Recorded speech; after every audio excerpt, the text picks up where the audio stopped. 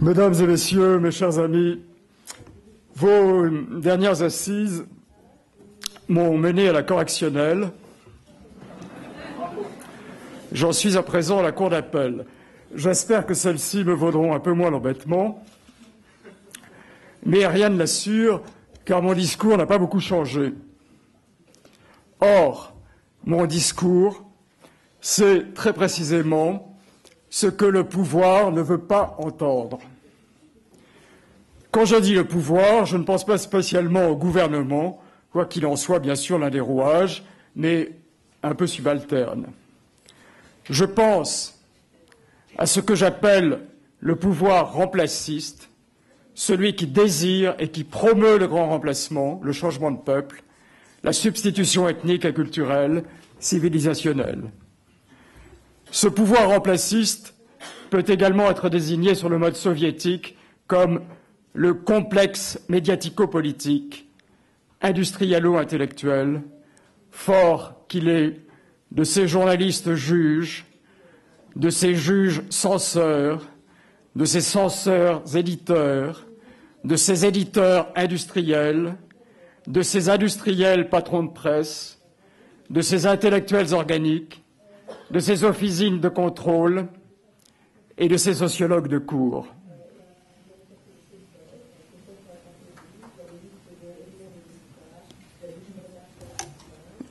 Peut-être faudrait-il laisser cette dame parler plus tôt, non? Ce qu'il désire, ce pouvoir, c'est que surtout ne soit pas nommé ce qui arrive, qu'il n'en soit jamais question, qu'il soit question de tout sauf de cela, à savoir le changement de peuple, la substitution ethnique et culturelle, la transsubstantiation sans gloire, piteuse et subreptice, de moins en moins subreptice mais de plus en plus piteuse, de la patrie. J'ai appelé sévréquisme cette étrange manie qui s'est emparée des Français voilà un quart de siècle et davantage, et qui consiste, vous l'aurez remarqué, à commencer une phrase sur deux par « c'est vrai que ». C'est vrai que ceci, c'est vrai que cela, mais c'est vrai aussi que ceci et cela. Notre société, notre époque pourront passer à la postérité comme l'ère sévréquiste, le temps du style sévréquiste, l'étrange période où tout un peuple a cru devoir affirmer à l'oreille de chacune de ses phrases que ce qu'il allait dire était vrai. Et pourquoi faut-il affirmer que ce que l'on veut dire est vrai, sinon parce que tout est faux, parce que l'on baigne dans le faux? De même que le redoublement systématique du sujet si cher à notre président de la République, vous savez, la France, elle estime que, le gouvernement, il fera en sorte que, montre bien l'impuissance du dit sujet à rien entreprendre par lui-même, son incapacité à être l'acteur agissant, actant de sa propre existence. De même, la manie sévréquiste étale au grand jour de la parole le bain amniotique du mensonge, fût-il par omission et certes par répression. Écoutez, je suis désolé, mais là je ne peux pas. Est-ce qu'il est possible de demander à cette dame si elle peut parler moins fort, ou je suis incapable de parler sur quelqu'un d'autre? Avant, il avait suffi d'énoncer quelque chose pour que celui qui parlait, au moins, soit censé poser comme véridique ce qu'il affirmait. Mais depuis 40 ans, il ne suffit plus. Il faut constamment faire parade de la vérité, comme on ajoute des zéros sur les billets de banque lorsqu'une monnaie ne vaut plus rien. Or, la monnaie qui ne vaut plus rien tant elle est bafouée, étouffée, écrasée, réprimée, condamnée, traînée dans la boue, sociologisée, statistifiée, c'est la vérité. Nous sommes entrés dans l'ère du faux, le temps du réel inversé, ce que je me suis permis de nommer le faussel, le faux réel, le réel faux. Paradoxalement, et très habilement, ce qui sert à maintenir la vérité au fond de son puits et à lui donner de grands coups de pied et des bases et de battes de baseball quand elle essaie de s'en sortir, ce sont les chiffres. Je pense bien sûr aux statistiques et à la sociologie en général, dont j'aime à dire qu'elle aura été au pouvoir remplaciste ce que la biologie lysenkiste avait été au pouvoir stalinien, son âme damnée. C'est la sociologie, ce sont les statistiques, ce sont les chiffres qui se sont chargés de persuader tout un peuple qu'à l'école le niveau montait, que la culture se répandait dans les masses, qu'il n'y avait aucune surdélinquance des immigrés, que d'ailleurs il y avait de moins en moins d'immigrés, que l'immigration diminuait, que jamais il n'y avait eu si peu d'étrangers dans notre pays, bref, que le système éducatif ne s'effondrait pas du tout, que la grande déculturation n'avait pas lieu, que le grand remplacement était un fantasme. Que le grand remplacement soit un fantasme maintenant, et même une théorie du complot, un mythe en somme, une légende urbaine, un hoax, comme on dit de nos jours, voire un hoax d'extrême droite, mais à ce compte-là, c'est la réalité elle-même qui est un hoax d'extrême droite. Que le grand remplacement soit un fantasme, c'est ce que j'ai eu le chagrin d'entendre ces jours-ci dans les bouches les plus autorisées d'un grand parti dont on aurait pu penser pourtant qu'il serait le moins tenté d'en remettre en cause la triste vérité. Il semblerait que le Front National, pour ne pas le nommer, ou du moins sa direction actuelle, ne veuille pas entendre parler du grand remplacement. C'est dire s'il y a la moindre chance pour qu'il adopte officiellement le thème et l'objectif de la remigration. Je ne veux pas croire qu'il se prépare à rejoindre l'alliance qu'il a tant dénoncée des deux grands partis remplacistes, le parti remplaciste de gauche, socialiste, et le parti remplaciste de droite, gaulo-libéral, jupéo-sarkozyste, le méro-filonien. Je ne veux pas croire qu'il se prépare à faire comme l'Église catholique, qui, ayant reçu en partage la promesse d'éternité et ne se souciant pas de s'embarrasser dans son cheminement d'entités aussi périssables et compromises que les nations, paraît prête à abandonner sans état d'âme sa fille aînée, la France, et semble considérer que les fidèles sont des fidèles, toujours bons à prendre et toujours bons à perdre d'ailleurs, d'où qu'ils viennent et où qu'ils se trouvent. Et si ce ne sont pas les Corésiens, ce seront les Coréens. Quelle importance aux yeux du Seigneur, en effet.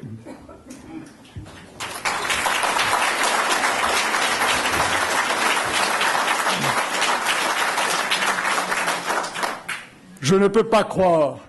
malgré les indices qui se multiplient ces temps-ci,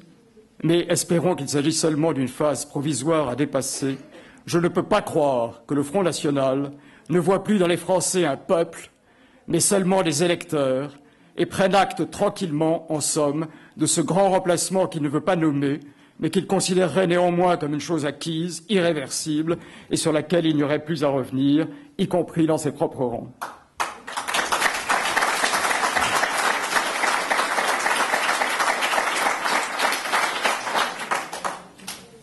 Je ne peux pas le croire, non, je ne veux pas le croire, j'espère que c'est une mauvaise farce, mais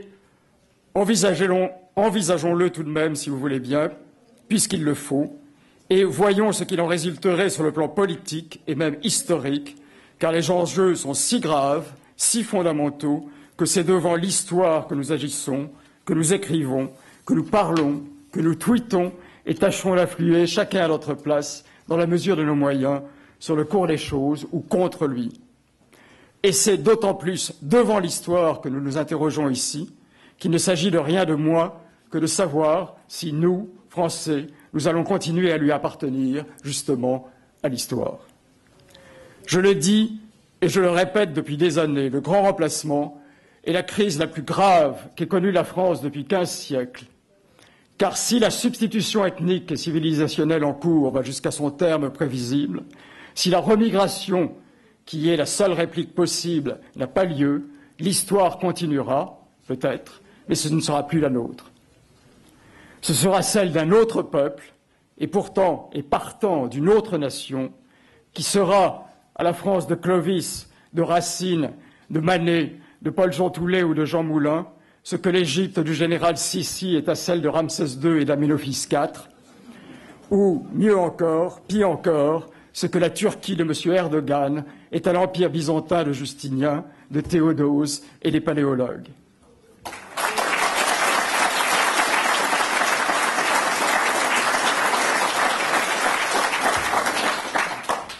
La conséquence de cet état de fait, de ce tremblement de terre de l'appartenance, de cette révolution de la citoyenneté, c'est que les questions identitaires, qu'est-ce qu'être français, qu'est-ce qu'être européen, qu'est-ce que l'Europe, qu'est-ce qu'un peuple, qu'est-ce que le sens des mots, qu'est-ce que le sens, est-ce une réalité charnelle inscrite dans le temps, dans la longue durée, dans les lignées, dans la verticalité, dans l'origine et l'origine de l'origine, dans l'étymologie, dans l'amour des mots et dans l'amour tout court, ou bien est-ce une convention pure, un traité, un protocole d'accord, un coup de tampon? C'est que les questions identitaires vont devenir la ligne de partage capitale, celle qui déterminera les regroupements et les partis, si le mot n'est pas très insuffisant, comme je pense. C'est autour de la question de l'identité, c'est-à-dire du grand remplacement et de son contraire, de son complément indispensable, la remigration, que pour ma part et à vos côtés, j'appelle de toute mon énergie à la constitution d'une force qui pourrait très bien être un parti, une confédération de partis, ou bien transcender tous les partis, unis qu'elle serait autour d'un grand refus, d'abord, puis d'une volonté agissante. On m'interroge sur les modalités de la remigration, et l'on trouve généralement que sur ce point je suis un peu court, comme sur les causes du changement de peuple. C'est que je pense à tout un arsenal qui n'est pas facile, qui n'est peut-être pas opportun, et qu'en tout cas il n'est pas urgent de détailler dès à présent. J'en laisse le soin à mes amis identitaires qui ont la tête plus pratique que la mienne et qui sont si précis sur les voies et moyens qu'on se dispute de toutes parts, à ce que je vois, leurs compétences. Cependant, quand je dis arsenal, rassurez-vous, je pense à un arsenal de mesures juridiques. Il faudra changer les lois et d'abord trancher le nœud gordien de dispositions, de lois, de conventions et de traités qui rendent l'Europe ville ouverte face à la colonisation dont elle est l'objet. Il ne s'agit pas de sortir de l'Europe, comme je l'entends dire tous les jours. Nous en sommes déjà bien assez expulsés comme cela. Il s'agit au contraire, pour les peuples, pour ces peuples unis et pour nous, de la conquérir et de la reconquérir, d'y récupérer le pouvoir, à seule fin de la libérer, en écartant les amis du désastre et les complices actifs ou passifs, inconscients ou inconscients, de la colonisation en cours. Il ne s'agit pas d'abandonner l'euro, qui est au contraire l'unique élément de puissance, une monnaie forte, que certains États européens soient arrivés à se constituer. On voit d'ailleurs clairement d'ores et déjà à quels petits arrangements de facilité, à commencer par les dévaluations en cascade, prêteraient l'abandon de cette monnaie unique par une France incapable de rigueur et de grandeur, prolétaire parmi les nations, sudifiée sinon tiers mondialisée, précisément comme elle l'est par la conquête actuelle.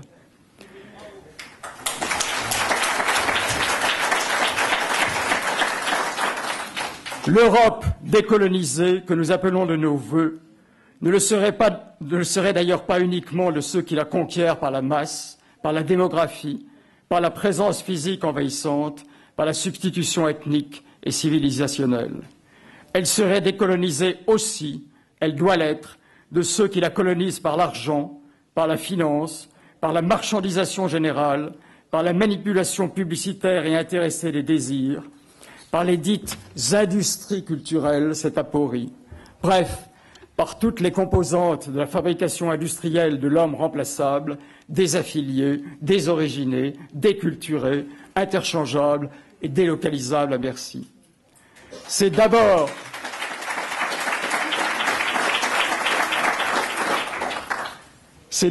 par sa propre faiblesse que l'Europe est colonisée,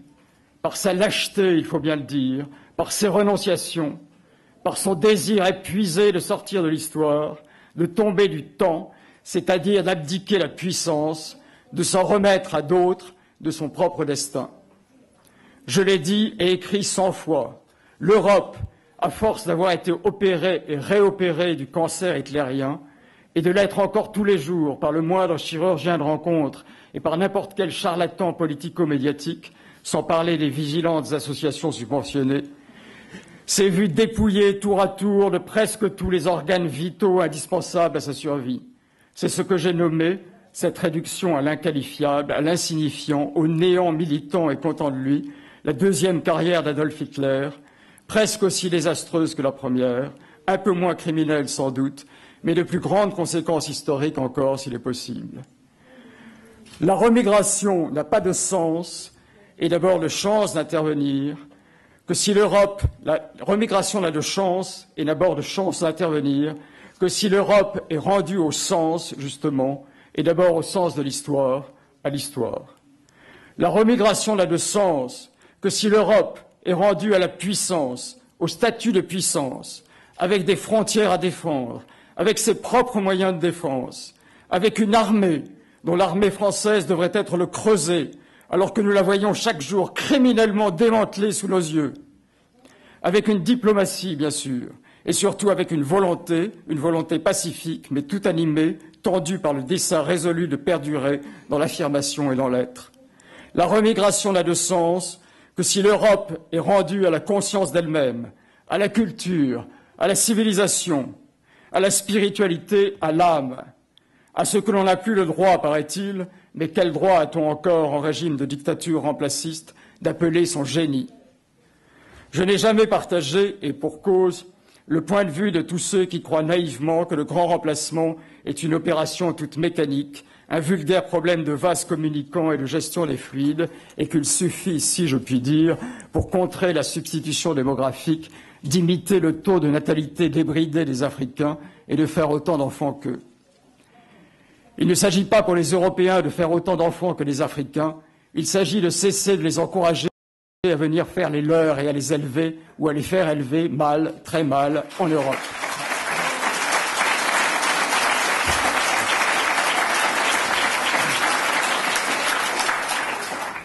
Et de les inviter, au contraire, à les faire ou à retourner les faire en Afrique.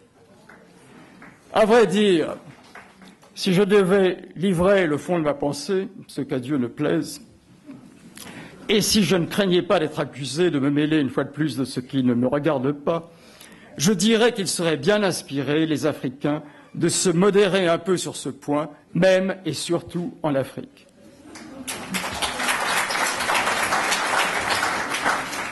Ma conviction, en effet, est que la Terre, la nature, la planète et les autres espèces n'en peuvent plus de l'homme, et que toutes les politiques écologiques sont parfaitement vaines, qui s'accommodent d'une croissance démographique infinie, et d'ailleurs de n'importe quelle croissance qui soit infinie, sauf celle de la connaissance, laquelle, il faut le reconnaître, ne semble pas menacer très fort.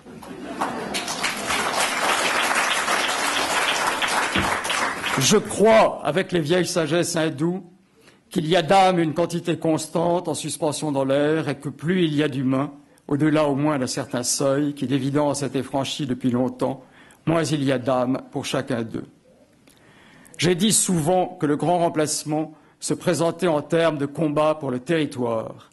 la nocence, la nuisance petite et grande, la violence, la délinquance, l'art et la manière de rendre insupportable la vie des autres, étant les instruments quasiment militaires de cette guerre de conquête territoriale. C'était même le thème de mon intervention à vos précédentes assises, celle qui me vaut les foudres de la justice, la nocence, instrument du grand remplacement. Mais ce combat pour le territoire ne se déroule pas seulement entre les indigènes et leurs conquérants, entre les remplacés et leurs remplaçants, entre les colonisés et les colonisateurs. Il a pour protagoniste aussi la campagne et la ville, ou plutôt le vide et le plein, la nature et l'artificialisation, la culture et la barbarie, l'herbe et le béton, le silence et la sonorisation forcée, l'espace libre et le devenir banlieue du monde. Je veux dire l'extension indéfinie de la banlieue, la banlocalisation ou banlieugalisation universelle.